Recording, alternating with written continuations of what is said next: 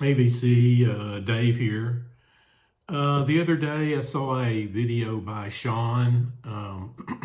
He keeps changing his channel name, but the original one before he's got now was called Kim Gordon something another, and now I think it's called CDs and More.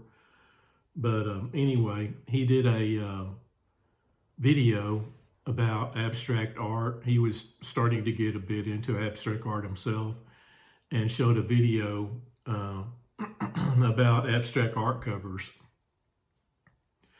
And I like that, and I've got a few I can show too. This is the CD version, and I could probably gather together some vinyl versions as well. And I may do that later on, but right now I'm just going to do the CD version because I found a few more with that. But I wanted to show this book here, which is on Abrams, the Modern Museum of Art, New York City, right there. As you can see, it's a rather hefty book, weighty. This is the front cover of it. That cover is made by Henry Matisse, who used collage and cutouts in a lot of his artwork. But I've always been into modern art. A lot of people don't like it, I guess maybe because either they don't understand it or find that it's kind of pretentious, which I can understand. You know, everybody likes their own things. But I like this because all the artwork in here is normally in color and has color plates to go with it. That looks like Richard Dieberkorn in the bottom left-hand side, and above I think it's a Rauschenberg, Robert Rauschenberg, who did one of the Talking Heads albums. And like I said, it's just really full of all sorts of modern art. And then I also noticed that they made this book in a smaller version, kind of almost digest size, but at least about, you know, about half the size of this one. But yeah, if you're into modern art, this is a real good book to pick up. Talks about it, has all these color plates and everything. So it's called the Museum of Modern Art, New York City, on Abrams. Nice book. I found that used actually.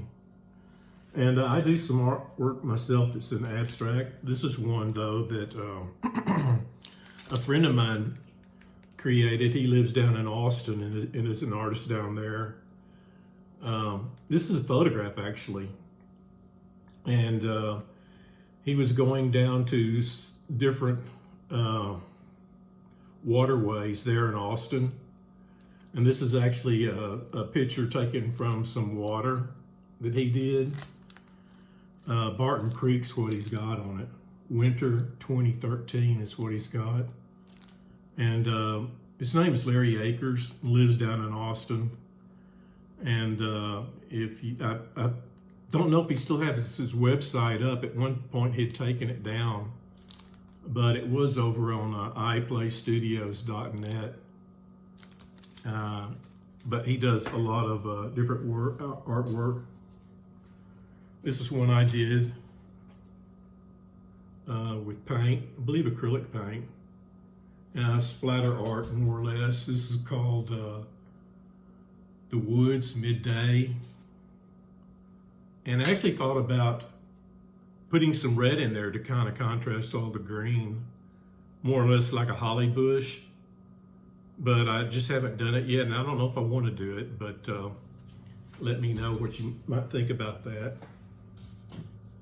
And then here's another one that I did with acrylic paint. This is just another abstract art, but I do like the way the purple in it pops. Kind of a floral painting actually is what I was kind of going for, and I think I pretty much got it. But yeah, so there's that. And I'll show you some CDs. This is called Mingus Charlie Mingus. And actually, I don't know who did, got a little glare in my lens, but anyway, I'm not sure who did this artwork. Maybe you'll say on here real quick if I can find it. Cover painting by S. Neil Fujita. Anyway, nice little abstract painting.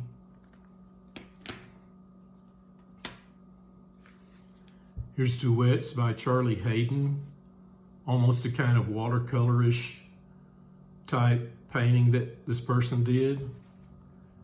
Again, I don't know if the artist is credited, may not be, but I don't see it right offhand. But it's just duets with various people that he wanted to play with. You got Ornette Coleman that plays alto sax on here. Keith Jarrett on piano. Alex Coltrane plays harp.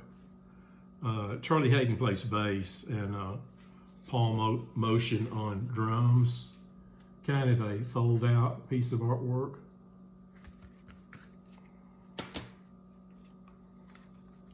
This is Lyle Mays' album, Street Dreams. Lyle Mays is a keyboardist and got popular when he was playing with the Pat Metheny group.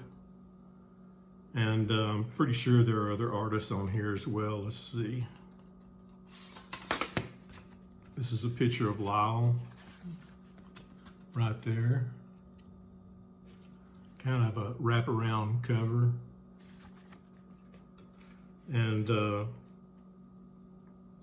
you got a lot of the people that he has played with in the past, like Steve Gadd on drums and Steve Robbie on bass, and Mark Johnson on bass as well, Steve Jordan on drums. But yeah, on Geffen Records.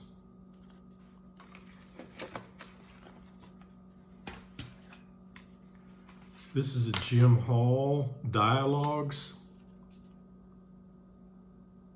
That kind of looks like a Moreau painting, but I'm not sure if that's who it is or not. Maybe you'll say. I didn't look all these up ahead of time, as you can see. But anyway, Jim Hall was a guitarist, and he plays on here with several other musicians. Bill Frisell, who I like, he's a guitarist. Joe Lovano plays saxophone, I believe, horn of some type. Scott Conley on bass and Andy Watson on drums, among some other people. Michael Stern, I believe Michael Stern plays guitar as well. But really colorful design on that one. This is Nerve Net by Brian Eno. Actually, this is one of the Brian Eno albums that I like. Probably in my top 10 if I were to do a Brian Eno album, favorite Eno albums. This would probably make it in the top 10, I would say. It's a little more energetic than some of this other stuff. It's kind of a departure, but it's an interesting little album. This is one by Sun Ra and his orchestra. This is a two CD set. On here is Cosmic Tones for Mental Health and Art Forms of Dimension Tomorrow. Kind of cool. He's got a little suggestion of here of like a person among all this chaos. But yeah, interesting Sun Ra album.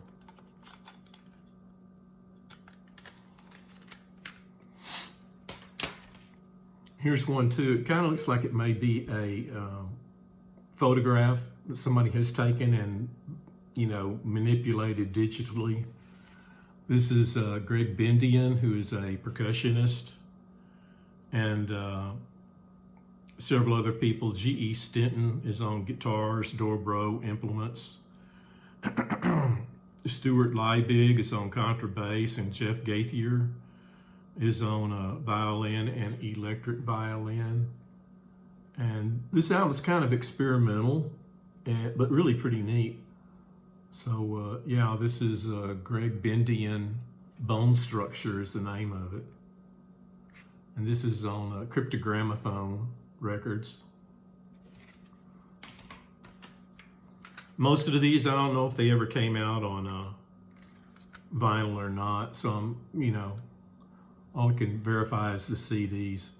This is one by Birdsong of the Mesozoic called Fault Line. At first I thought this was a gate, but now I'm not so sure. It kind of looks like it. It looks like some kind of landscape, or maybe it's a photograph that somebody manipulated. But like this bottom part down here isn't really land, and I'm not real sure, like I said, what this is, although that looks like a mountain behind, so maybe it's some kind of manipulated photograph. But Birdsong of the Mesozoic, sort of a progressive, avant-garde progressive type band. This is Mosaics by Richard Bermer, who is a keyboardist and synthesist. This is Mosaics. And yeah, it's a really good album if you're into electronic music. He died several years ago. This is on American Gramophone Records. And this is a different cover. I think the first time I bought this, it was on a little bit of a different cover. That picture right there kind of reminds me of something that maybe you might see in a under a microscope or something, but I don't know if that's what it is or not. I have to take this one out of the case if I can.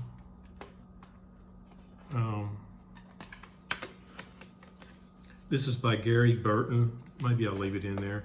Gary Burton and Chick Corea, which is a 2 CD set. But it's kind of an abstract photograph that looks like it's kind of blurred. I'm just going to leave it because I can't get it out. But it's it looks like it's some kind of abstracted photograph that somebody blurred or something. And not everything has to be a painting or a drawing or whatever. Some of these things, like the Greg Bendian album I showed, are like abstracted photos. Here's another one. This is Hugo Carvalhas on Nebulosa. Picked this up generally for the Tim Byrne, who plays a saxophone and other kind of wind instruments, as far as I know. But like this kind of reminds me of something that maybe he might have shot from an airplane. And then here's the inside art. It's also sort of atmospheric.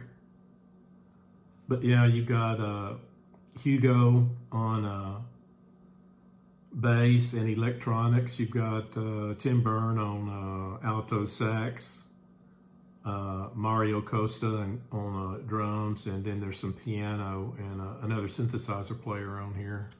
But yeah, this is called Nebulosa.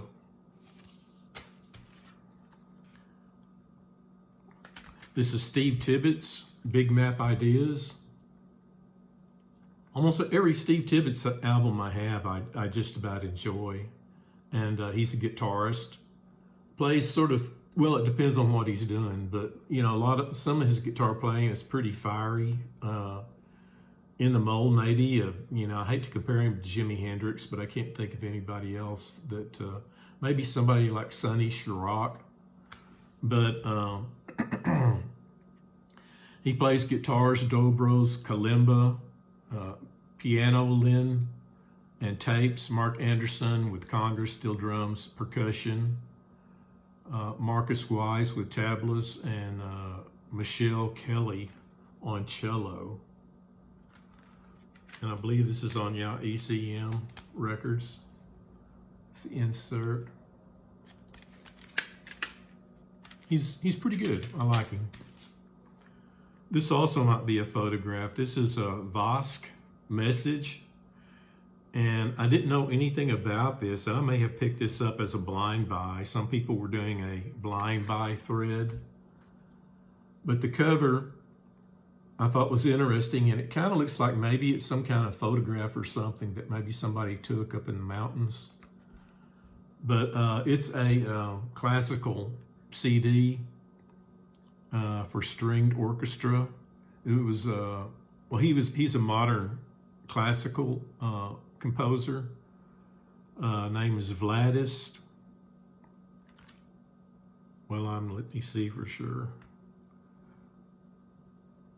Anyway, I'm just going to go with what it has on here. Vosk. Oh, here it is. Petrius Vosk. He says, music is an emotional art. If there is no emotion, there is no art. Oops. Here's the inset of it. This fell out on its own. Let's take a look at this, see what happens. Here's some other albums on this label, which is actually Catalyst, which is a part of BMG.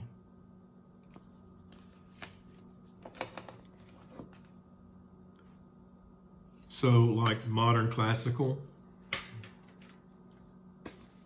This is a CD set I bought, and I think this is, if I can remember his name, the artist. Maybe it has it on here. Cover painting, Paul Lanson, not who I thought it was. But anyway, this has Joaquin Rodrigo, Mario Giuliani, Antonio Vivaldi, and several others. Gershwin, Piano Concerto in F, Ravel, Rachmaninoff, Pierre Concertos. But yeah, interesting little painting. This looks kind of landscapey to me. This is called Max Lasser's Arc, Into the Rainbow, which is kind of a, I'd say new age jazz type thing. He's from some European city like Switzerland or something like that, if I remember correctly. This is on Relativity Records. Let's see here. He plays acoustic and electric guitar, slide guitar. There's some, piano and drums and bass, and then there's a guy on here that does percussion. But yeah, pretty easy music to get into if you like that kind of new agey jazz, or jazz is easy to get into. Would be like this, something like Pat Metheny, I guess, or something like that. This is by Keith Jarrett. Keith Jarrett Trio, Standards in Norway. That might be hard to see, it's so subtle. But I'll show you this way. But that kind of reminds me of Agnes Martin. Although she didn't do this, she does a lot of subtle artwork, sort of like this. That's just kind of large squares and split up into smaller squares, and is really subtly painted. But yeah, this has Keith Jarrett plays piano, Gary Peacock on bass, and Jack DeJohnette on drums on the ECM label. So yeah, Agnes Martin-like. This is Stan Getz and Gilberto. Getz and Gilberto #2. And so yeah, Stan Getz plays a saxophone. Gilberto, I think, just sings, but I might be wrong about that. But anyway, interesting little painting for the cover. It's just called Getz and Gilberto #2, recorded live at Carnegie Hall. So yeah, on Verve Records. Well, that's all I've got for the CD covers. Hope you enjoyed looking at some of them. We're supposed to have a big cold snap tonight. It's supposed to get cold, which will be interesting. and it'll warm up pretty quick, another couple of days. So hope all is well, and we'll talk to you later.